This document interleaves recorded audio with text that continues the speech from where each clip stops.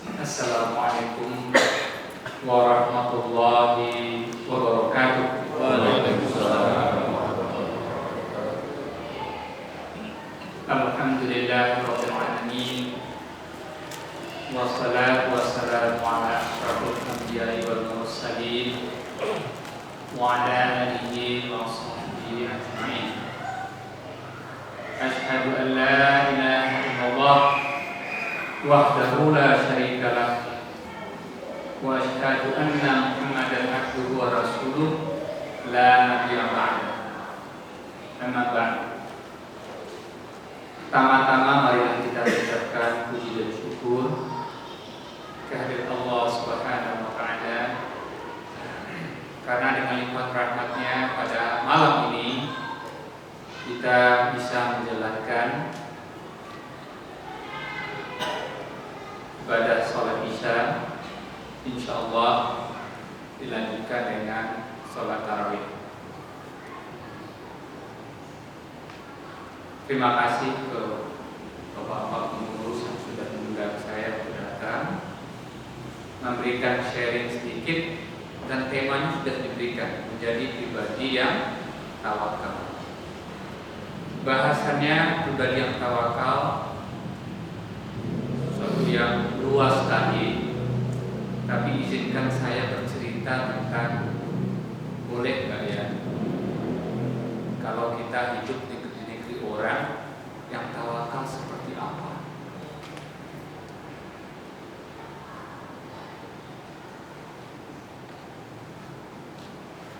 Ada beberapa terminologi di dalam bahasa Arab. Terminologi tersebut kalau diterjemahkan dalam bahasa Inggris, dia menjadi kurang tepat. Apa contohnya? Contohnya adalah sholat. Kalau sholat kita terjemahkan ke dalam bahasa Inggris pray. Di negeri di mana saya tinggal dulu, tahun pertama-tama saya datang ke sana tahun 90-an,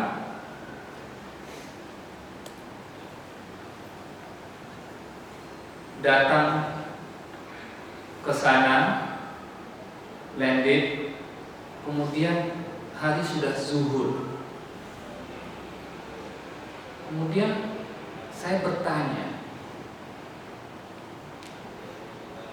saya ingin sholat, apa kira-kira bahasa Inggris?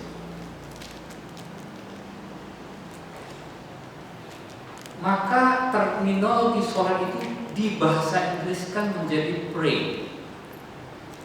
Dan kita semua tahu bahwa sholat itu adalah pray, prayer. Bertanyalah saya kepada salah seorang petugas di sana, saya mau sholat, tunjukkan saya kiblat. Nah, satu lagi yang nggak bisa kita terjemahkan adalah kiblat. Kira-kira apa ya bahasa Inggrisnya kiblat? Berasumsi bahwa masyarakat Amerika mengenal itu Islam dan mengenal apa itu sholat. Ternyata tidak. Jadi dengan improvisasi saya katakan, tolong tunjukkan saya, kira-kira bahasa Indonesianya, tunjukkan saya arah untuk sholat. Bahasa Inggrisnya kira-kira adalah a direction to pray. Di mana nih arah untuk sholat? Maksud pertanyaannya arah sholat, tapi mereka terjemahkan adalah jawabannya adalah kira-kira seperti ini. Karena saya waktu itu masih muda, dia bilang gini, son, kecil. Ini jawaban orang Amerika. Kalau kamu ingin pray, ingin pray dalam terminologi, you don't need direction. Kamu nggak perlu arah. Karena apa? Pray dalam terminologi mereka adalah berdoa, bukan sholat. Jadi mereka mengatakan, jika anak kecil, kalau Anda ingin berdoa, you don't need direction. Kamu tidak memerlukan arah apa-apa. Di situ saya tersadar bahwa benar juga apa yang mereka katakan. Berarti kalau kita katakan I want to pray, saya ingin sholat, maksud mereka bukan itu. Yang mereka maksud adalah kita berdoa dan dia bilang Anda untuk berdoa tidak ada direction untuk itu. You can't pray any direction.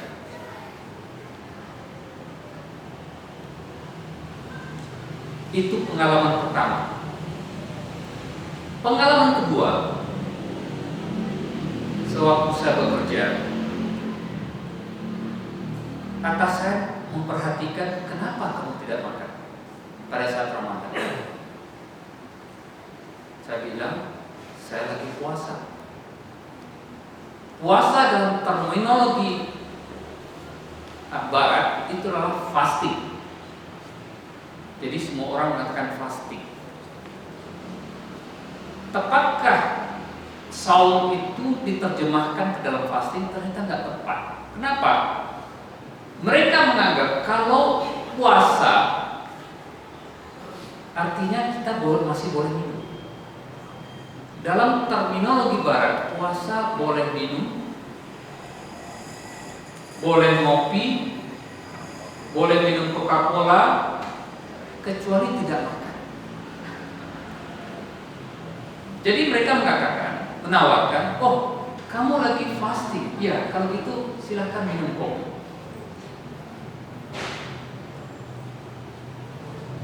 Ya, ini pengalaman kedua,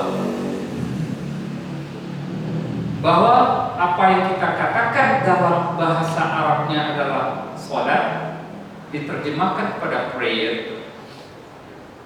Saum mereka terjemahkan dalam fasting, ternyata maknanya tidak seperti itu.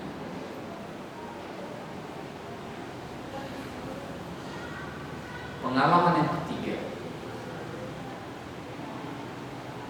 bagaimana kita berpuasa di sana?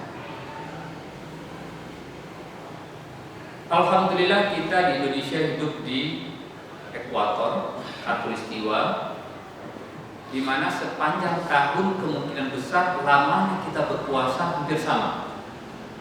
Jam 5 berbuka jam 6, sekitar itu 5 pagi jam. Kalau di negara barat bisa jadi kita berbuka tergantung musimnya. Kalau musim panas bisa jadi kita berbuka jam 9 malam, jam 10 malam, atau jam 11 malam. Kemana kira-kira kalau kita di sini berbuka jam 11 malam hari sampai jam ini kita masih berpuasa? Bagaimana kira-kira?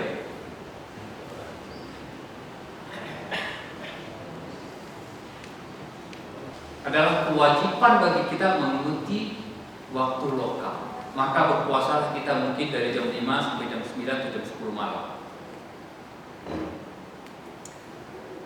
Suatu saat kolega saya, atasan saya bekerja, melihat tidak berpuasa, terus dia tanya, kira-kira kamu berpuasa ngapain saja? Oh, saya tidak makan dan tidak minum dari terbit matahari sampai terbenam. Mereka tuh mengatakan, apakah kamu bisa berpikir nggak kalau berpuasa, kalau bekerja tanpa makan?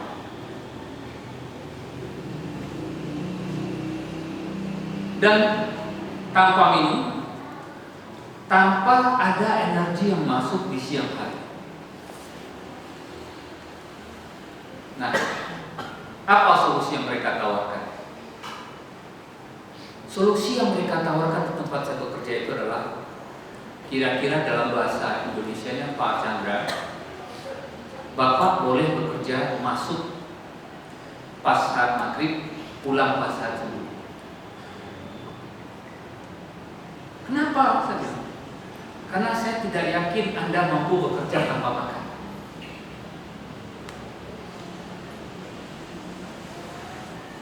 Nah, buru-buru saya menerima tawaran itu. Kenapa? Bayangkan tengah malam sendiri di di kantor. Terus mereka mengatakan bahwa saya tidak akan mampu untuk bekerja. Apa hubungan dengan topik tadi? Mampu nggak kita beristiqomah untuk mengatakan puasa itu adalah kewajiban dan tidak ada tawaran, tidak ada kompromi, bekerja itu akan mengganggu puasa.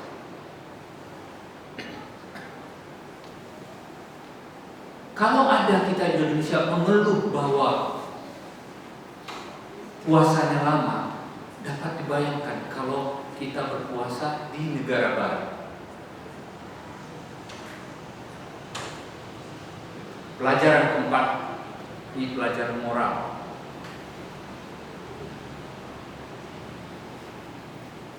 Kenapa mereka memperbolehkan bekerja masuk pas maghrib, pulang pas subuh, tanpa ada yang mengawasi?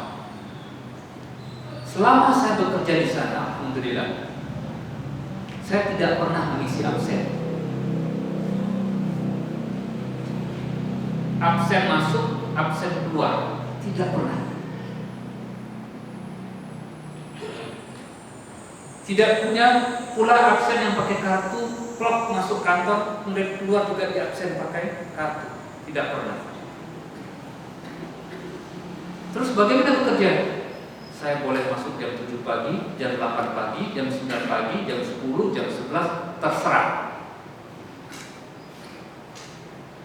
Selama bisa bekerja 40 jam seminggu. Terus siapa mengawasi?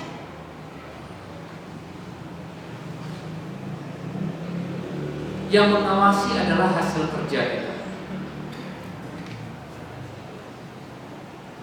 Suatu saat, cerita moralnya, Bapak Ibu bisa membayangkan,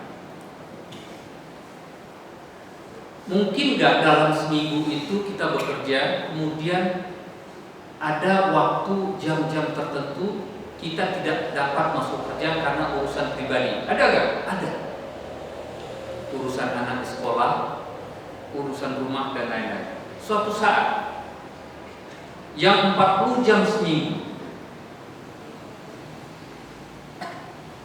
saya harus datang sekolah anak, terpakailah waktu 4 jam misalnya. Hari Sabtu Minggu saya ganti, datang ke kantor. Sabtu, ternyata di kantor tuh ramai sekali. Saya tanya, kok ramai? Apakah lembur? Bukan. Kenapa? Hari Senin, Selasa atau apa, saya menggunakan waktu saya untuk urusan keluarga, maka saya ganti hari Sabtu ini.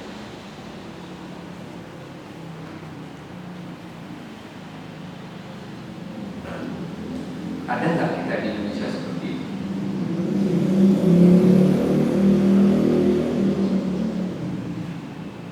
Menjadi pribadi yang istiqomah. Cerita moral selanjutnya. Di kantor tempat saya bekerja, semua perlengkapan fasilitas disediakan. Mau baju, mau pulpen, mau buku, mau kalkulator, disediakan satu ruangan. Terserah mau mengambil apa dan berapa, tidak dicatat. Mau pensil, mau pulpen, mau segala macam, sediakan. Silakan gunakan, silakan ambil, dan itu baru. Apa yang terjadi? Orang mengambil haknya hanya sesuai dengan kebutuhan. Kalau dia hanya butuh satu baju, dia ambil satu. Kalau dia butuh pena satu, dia ambil satu. Kalau udah habis baru dia ambil kembali. Kalau dia butuh kalkulator, dia ambil satu dan itu dia mereka gunakan. Ada niat nggak itu mereka kira-kira saya ambil satu karena anak saya itu di rumah? Mau nggak mereka?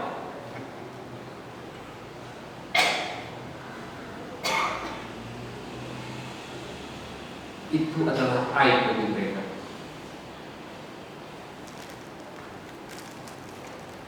Membawa sesuatu dari kantor yang bukan hak mereka.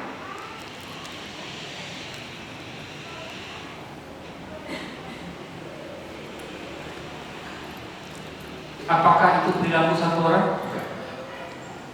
Karena apa? Peralatan itu semua utuh, hanya sesuai kebutuhan yang mereka ambil. Nggak ada catat-mencatat. Kalau begitu, kerja yang mengawasi tidak pakai absen, peralatan kantor dibebaskan untuk mengambil. Mampu nggak kita menjadi pribadi yang istiqomah? Meniru perilaku mereka. Kira-kira bagaimana dengan kita di Indonesia?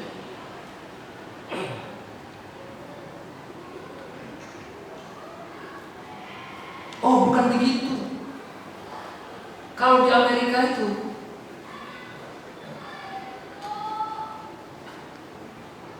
kita punya persepsi masing-masing tentang Amerika.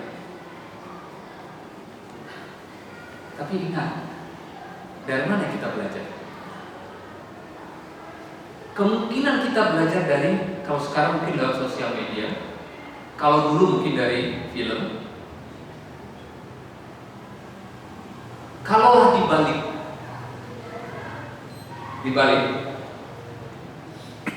Indonesia adalah negara yang sangat maju, Amerika adalah negara yang mau maju. Kemudian dia belajar tentang budaya Indonesia dari sinetron kita. Gimana kira-kira? Apa persepsi mereka tentang Indonesia? Kira-kira seperti itulah. Dan itu banyak hal moral yang bisa kita pelajari, yang mungkin berbeda dari pengetahuan kita kalau hanya membaca atau belajar lewat film, sosial media, dan lain-lain.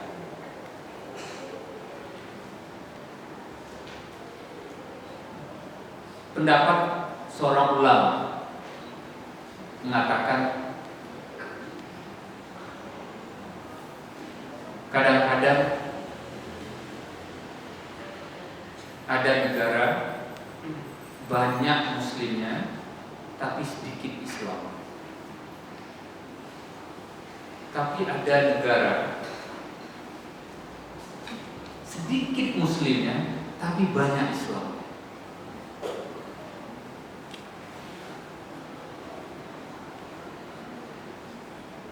Pelajaran moral selanjutnya, Allah mengabadikan dalam Al-Quran dialog antara malaikat dengan Allah langsung dalam surat Al-Baqarah, masalah ilmu pengetahuan. Subhanaka a'udzubillahi minasyaitonir rajim. Jawaban malaikat, Subhanaka, Maha suci Engkau ya Allah, la ilma lana, tidak ada ilmu bagiku illa kecuali ma'alamtana, kecuali apa yang Engkau ajarkan kepada. Mari kita lihat. Kalau saya sangat percaya dengan ayat ini. Kenapa? Kalau Allah tidak mengajarkan ilmu yang baru buat kita, maka tidak mungkin kita akan mendapatkan ini. Mempunyai HP ini tidak mungkin. Kenapa? Sedikit tentang ilmu.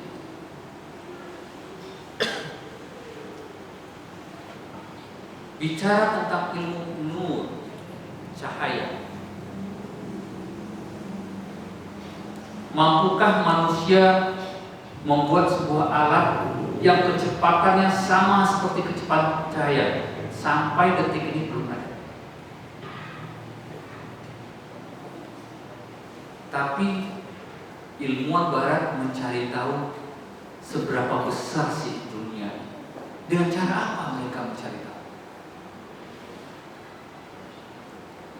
Dimulai pada tahun 1800-an, seorang ilmuwan melihat cahaya yang datang cahaya matahari, kemudian ditaruh dalam prisma. Tembus cahaya matahari dalam prisma, maka kita mengenal warna-warna yang 7 warna tersebut. Red, orange, yellow, green, blue, indigo, violet. 7 warna yang bisa terlihat oleh mata kita. Lewat apa? Prisma. Di zaman sekarang, kapan itu infrared bisa kita lihat? Tidak bisa kita lihat infrared. Microwave bisa kita lihat? Nggak bisa kita lihat. Terus kemana ketemunya yang gaib?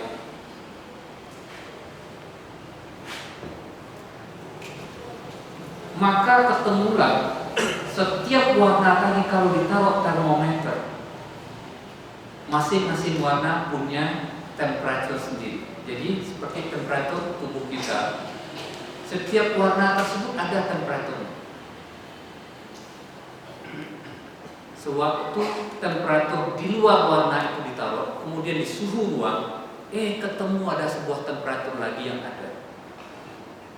Ilmunya kaget, mengatakan ini temperatur apa? Merah bukan, ya, kuning bukan, biru bukan, tapi kok ada termometer ini punya temperatur, bukan temperatur ruang ini. Itulah ditemukan infrared. Kenapa ini penting menjadi ketemunya infrared ini? Allah mengajarkan ilmu baru pada abad ini, pada tahun ini, tahun lalu. Kalaulah cahaya sewaktu terjadinya alam semesta ini, terciptanya bintang, dan bintang itu dengan kecepatannya yang sampai kita lihat ke bumi. Ibaratnya kalau kita ingin tahu luasnya Indonesia,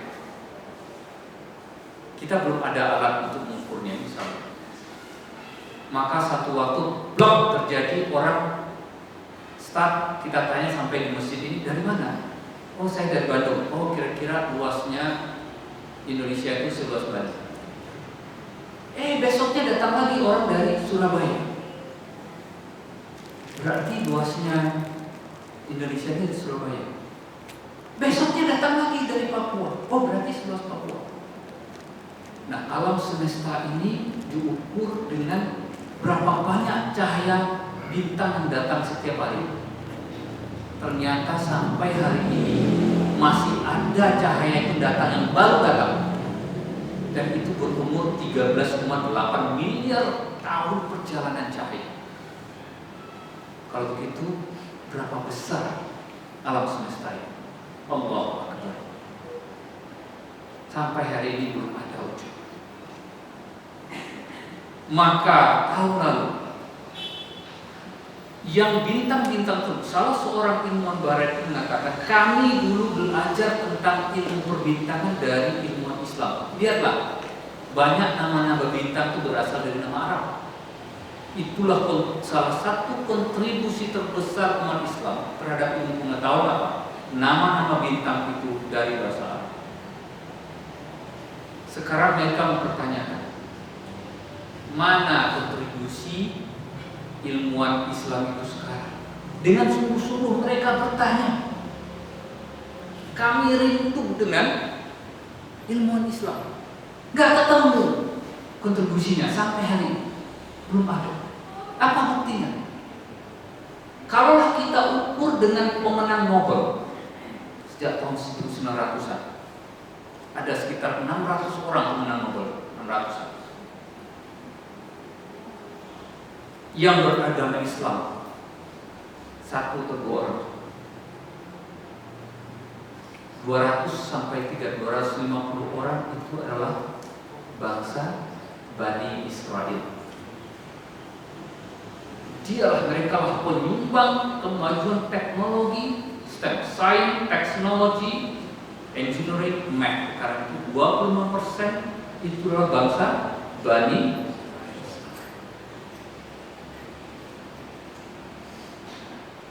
Kemana ilmuwan Islam?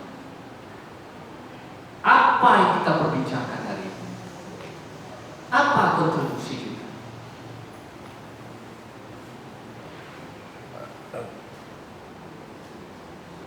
Sudah cukup kan? 15 menit. Cukup. Ini bahan renungan buat kita semua. Ada yang mengatakan kebangkitan umat Islam itu akan dimulai dari Asia Tenggara. Apa iya? Apa cirinya? Apa tandanya?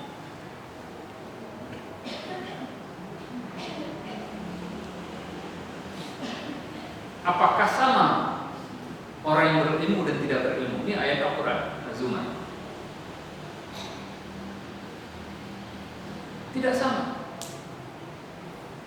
Kalau begitu, ayat Allah mengatakan la ilma lana. Tidak ada ilmu kecuali yang kau ajarkan. Kenapa Allah mengajarkan kepada mereka?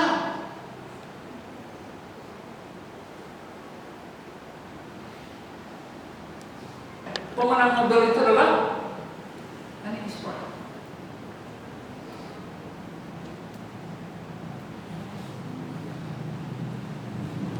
Semoga ini menjadi bahan renungan buat kita semua. Apa cirinya bangsa yang maju? Tadi ayat bacakan, Iqra bismi rabbikal ladzi khalaq. Membaca, baca. Ya Pak, kita juga baca di sini. Apa yang kita baca di sini? WA, media sosial. Kemana di dunia lain? Apakah itu yang mereka baca? Mulai dari kecil, anak-anak mereka diwajibkan membaca buku dan ditargetkan setiap minggu buku itu dibaca.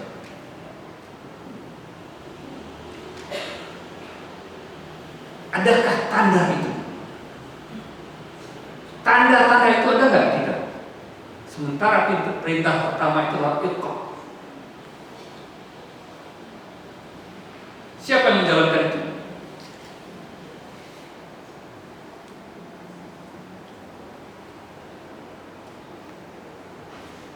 Itu yang bisa saya sampaikan pada sharing malam ini. Semoga ini menjadi bahan renungan buat saya pribadi, juga buat Bapak Ibu yang hadir.